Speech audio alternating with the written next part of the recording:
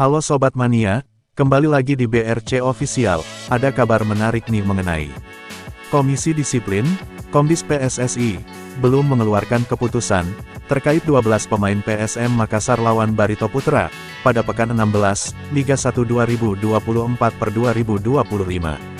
Padahal, pertandingan yang digelar di Stadion Batakan, Balikpapan, Kalimantan Timur itu, hampir sepekan berlalu. Bahkan, Liga 1 kini telah memasuki pekan 17, atau laga penutup putaran pertama, Jumat tanggal 27 Desember tahun 2024. Sekjen PSSI, Yunus Nusi, saat dikonfirmasi mengatakan, Komdis PSSI belum mengambil keputusan. Belum? Jawabnya singkat saat dihubungi, Jumat tanggal 27 Desember tahun 2024. Ditanya, kapan keputusan paling lambat keluar, Yunus Nusi belum tahu pasti.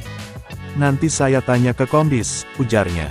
PSM Makassar, bermain 12 orang lawan Barito Putra, di Stadion Batakan, Balikpapan, Kalimantan Timur, Minggu, tanggal 22 Desember tahun 2024 sore, menuai sorotan.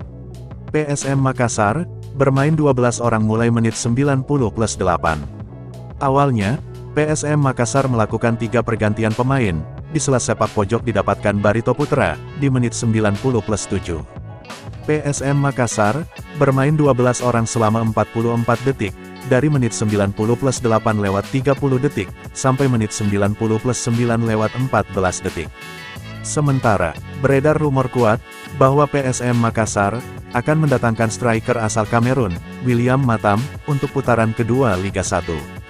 Kabar tersebut, belum dikonfirmasi secara resmi oleh manajemen PSM. Namun, telah berhembus di kalangan supporter, dan media sepak bola.